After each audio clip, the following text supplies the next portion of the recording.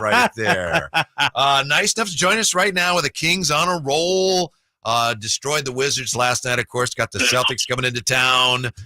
Kings legend, Kings assistant coach, the one and only Doug Christie. Doug, how are you today? I'm doing fantastic. How are you gentlemen doing? We're doing great. I wanted to ask you, first off, last night we noticed, Kyle and I are doing our show, excuse me, at the arena. I noticed you were working with Harrison a lot on something. Look, you were guarding him in a certain way. So can we credit you with the big game he had offensively last night? Not a chance, brother. Not a chance. No, the players put in all the work. I just out there with Leandro Barbosa and HB, and we just had fun. You know, he has some things he likes to do, put him in different positions to contest shots and things like that. And sometimes, I'd say most times it happens in the game, but credit to him trying to put himself in game-like situations. Now, not the speed, obviously, of the game, but the contest and finding yourself in those type of positions.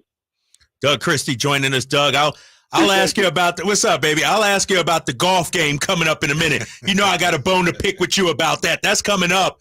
But I know you also work with Domantas Sabonis.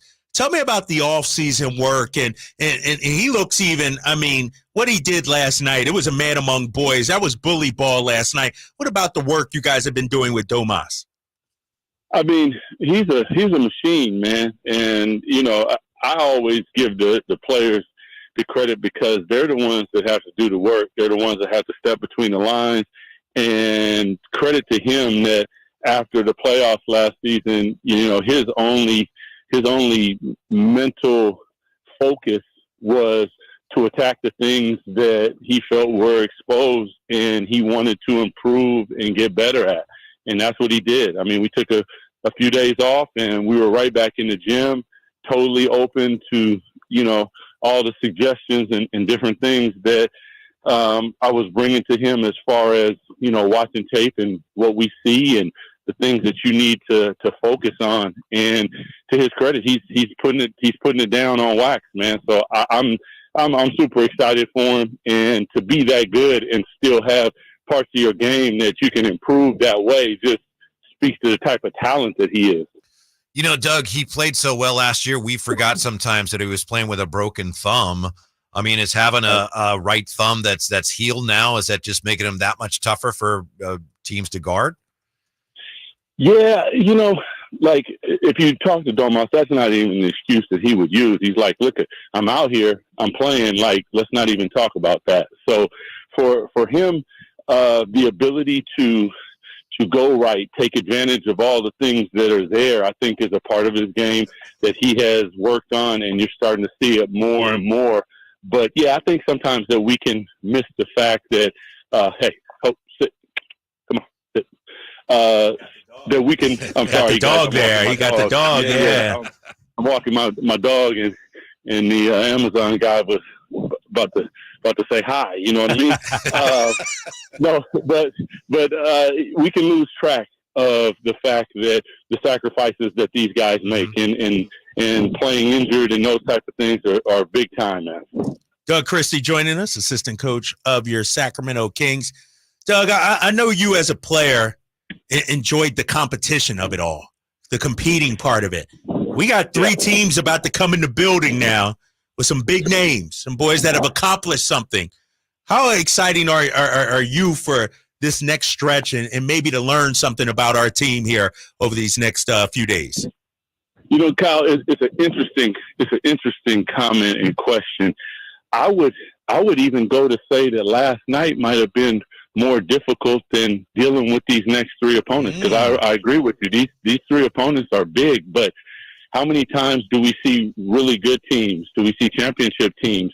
I played against the Chicago Bulls that won 70 games, and one of those, or 69 games, one of those games was against our lowly Raptors at that time, you know, and you can lose focus. You can not be totally locked in and mentally prepared. I would argue that against those other teams, it's a lot easier to get up and focus, because, you know, if you don't, it's absolutely no question at all that you are going to get smacked. And last night was, I thought, a huge step forward for us, because if you guys remember last season, they came in and we were down at 30 by one point. I'll never forget the pink uniforms. They're on my mind. But those are the games, like, I agree with you. Like, we're going to learn something about our team. I think we learned something about our team last night. Like, they're locking in at a higher level. And now, yes, you're right, Kyle. These are some big boys coming in, championship aspirations. How do you lock in? What type of force do you play with? What type of pace do you play with? On the defensive end, how physical are you willing to be? We will see that. Doug, obviously one of the things that could come into play the next couple of games is the home court advantage. Are the Kings in the process of establishing more of a home court advantage? And if so, what actually goes into that? Home court is big time. I would even argue to say, not trying to be argumentative with you guys, but the teams that are able to go out on the road and put it down, that's a mindset that everybody doesn't have, because sometimes when you're at home, you'll let your guard down. It's Christmas time, holidays, all those different things. But we have to learn how to take advantage of Golden One Center, because those fans, that environment, even last night, I had to think that Washington was like, what the hell? Because the starting lineups got, and it was turned up in there. So we have to take advantage of that, because every opportunity to have those guys on our side and create an opportunity for us to dictate the pace and the tempo and the environment and get them involved is huge. And I still don't think we've quite learned how to do that, but we are in the process of doing it for sure. Doug Christie joining us. Doug, when you look at the way the offense is constructed, I look at a guy like Keegan Murray last night, 17 shot attempts. I said, there's no reason why he shouldn't get 15 to 18 a night. Does he take that upon himself, or is that built into the offense? Like, for him to look for a shot out there? Well, I think, and I kind of go to our team, there's many ways, like, you would know that Webb was going to get his shots and Peja was going to get his shots. But then there was nights where Bobby would have 30 or I'd have 30. It's equal opportunity, but as you go up the ladder, there are times, oh, man, so you guys got me talking, man. My dog's trying to go to the bathroom, man. Too much information, bro. Too much information, baby. Hey, man, listen, got to be a proper doggy dad, man. But I guess he didn't like your answer to the last question. Yeah. No, it's an equal opportunity offense in a lot of ways, but you do have to, put it upon yourself to make sure that you are aggressive in searching for your shot and confident when the shot comes. Because sometimes I know people are like, really, you can lose confidence, but you can lose confidence at this level sometimes, where you're not making shots at the same clip that you want to, or maybe you've missed a couple and you pass up a shot. And those are the things that I think in year 2 Keegan is learning to understand, is like, I'm going to get my look, but sometimes I need to search for them, and I need to make sure when I come off of the screen, I'm thinking shot. Therefore, I don't get the ball and then try to think shot, because most times when that happens, the read is gone, the opportunity is gone. And I think the other night when we saw him go for 47 or whatever it was, when he was coming, he was thinking shot immediately. And that's just a mindset. But in many ways, it's equal opportunity, because guys are cutting through the lane. We got guys like Domas that can pass the ball, and if you're open, you're going to get it, and you're going to get a bucket. Doug, last night the starters were all offensively really efficient. And I want to go back to HB. We asked you about HB when we started here. He had 19 points last night on 11 shots. In your opinion, you know how fans are? They call the station and they tend to, when things aren't going well, HB this, HB that. Do you think fans should appreciate HB more and maybe don't recognize what a good shooter that he is? Definitely. HB is a consummate professional. There are going to be nights like last night where the ball finds him, the minutes find him. He got a couple cutting through the lane. Like, we were running, I think it was swing backside. And we ran it like 8 times. We never got to the backside part because the front side was so good. You know what I'm saying? And that was him cutting, them switching, and us recognizing. I think we're starting to recognize as a unit a little better. those mismatches and those opportunities. And when HB finds himself in those, we have to take advantage of them. So I know it can be frustrating sometimes for fans, but it's a long season and it's a marathon. It's not a sprint, because if it was a sprint, we would say HB, 33 points in the first game. But then last night you start to see him come around. But I also think that you see our team begin to come around and recognize mismatches and things like that instead of just running the offense. Because normally when you run a play like backside, that's what you're looking for is the backside. And we never even got to it because we recognize that there's money to be had on the front side. Yeah. Doug, you've seen De'Aaron Fox growth and development over the years. First, you were a broadcaster, then you moved to the bench as a coach. Just how much pride are you taking in what you're seeing from De'Aaron Fox, a homegrown guy we drafted, guy we developed, and now he's an all-NBA performer? Man, I can't really say it enough. Like, I don't work with Luke, works with Foxy, but I don't say it to him, but like watching him and remembering when we got the draft pick, and I was like, in my mind, and if you listen to the radio broadcast, I'm thinking like, yo, that's the guy. Like you got the guy who hardest position in the league. He can play defense. Don't worry about the shot. The shot will come. Like everything that was about him, I was in. And to watch him continue to grow and continue to lead and now be put in positions that are valuable and they mean something in playoff basketball and watch him just succeed.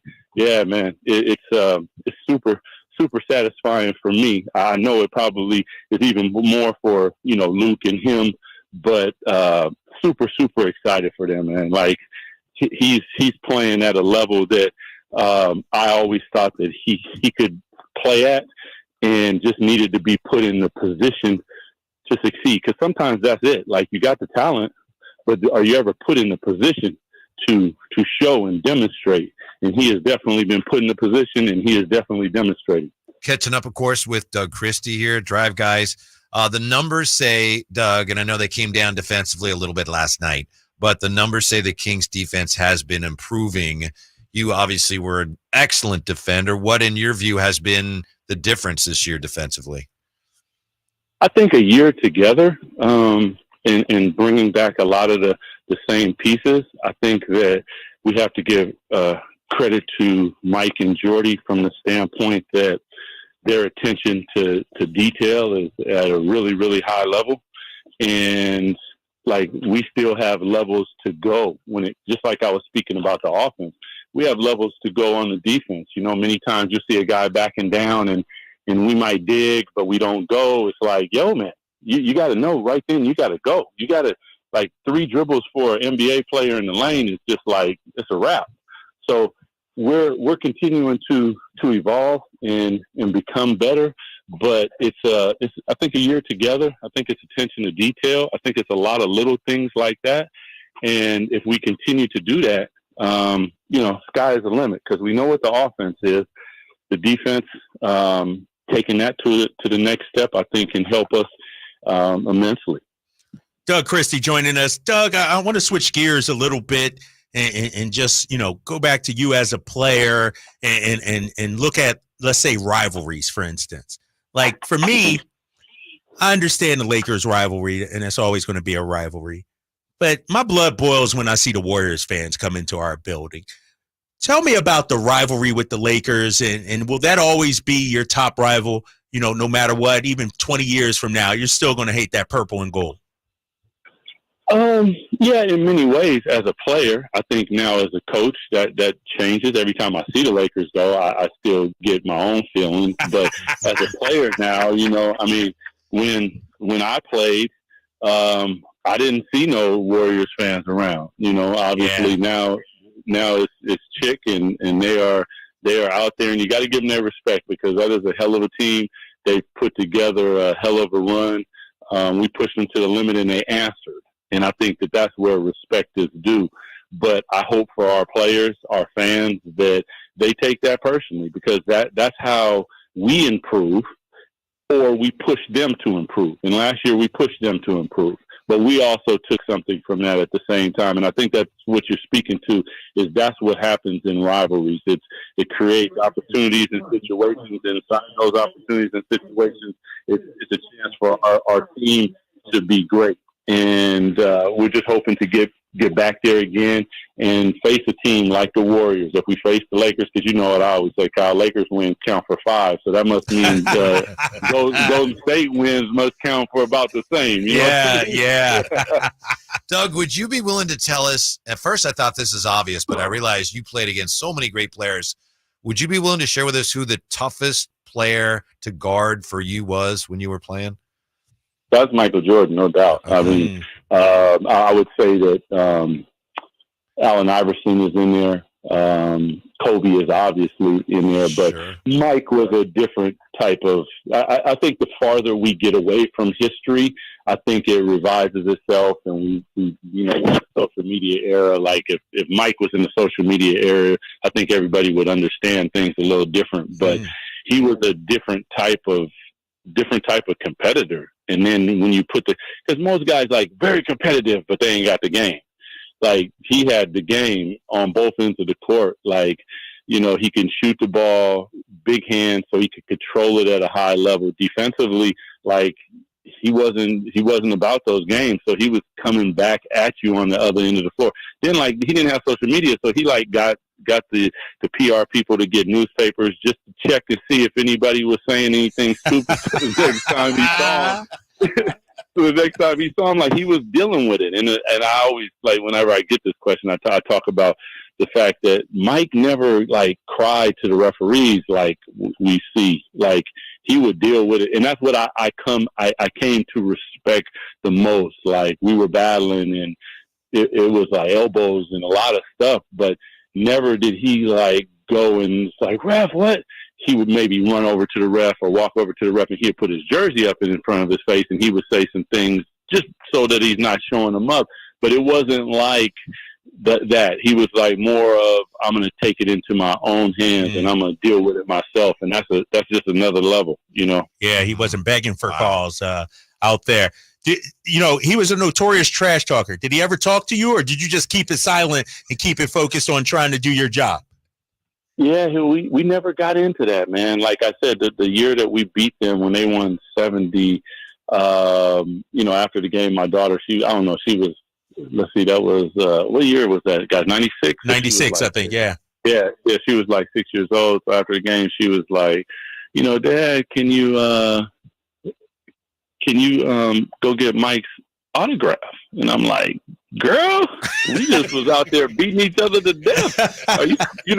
But when I because that's my baby, so I did it. And when I went over there, he was totally cool. Like, come on in, man. Great game, blah, blah, blah. I was blown away. I had a different perspective. Like, I didn't do that for anybody, but, Mike is Mike. So my daughter wanted it, so I went over there to do it. But, yeah, he was different, man. And like I said, the farther we get away from that we kind of lose perspective a little bit. Doug, you obviously were a very high pick. So Keon Ellis took a more winding path to the league than you. But does he in any way, what he does defensively, well, how important is it to the team? And does he in any way remind you of you with some of the things he does on the defensive end? I would say his instincts are really high level. His hands are in anticipation are spectacular. And what I get out of Keon is he doesn't cry. He might look at the ref like, man, I didn't foul him.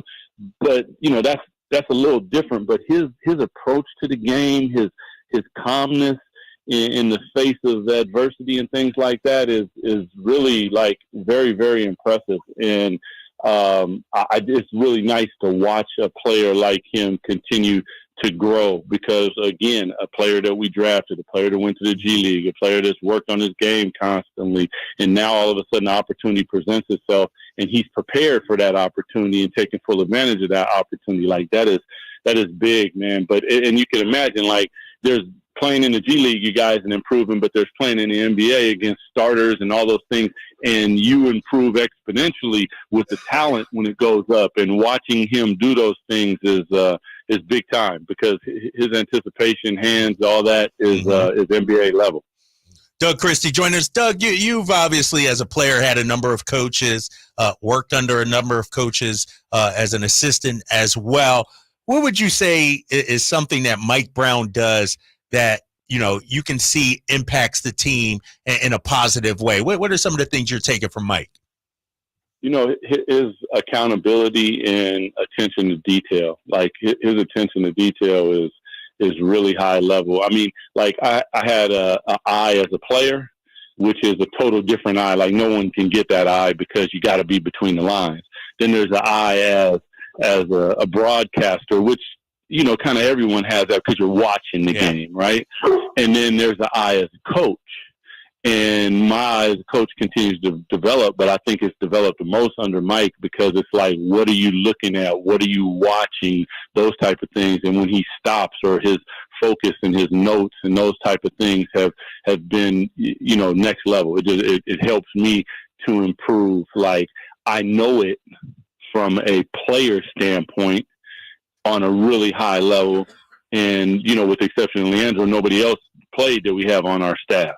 So that's one way. Then obviously, being a broadcaster, but in the coaching realm and watching it with, really, really smart players. Like, the players are next level when it comes to smartness. They get it, they see it, because they're out there, and watching him deal with them and stop the film or blow the whistle. And what he was looking at was totally different than what everybody else was looking at. Like, that for me has been like a big one. I've just been like super, super impressed and super appreciative that I was kept on to be able to learn from a guy like Mike.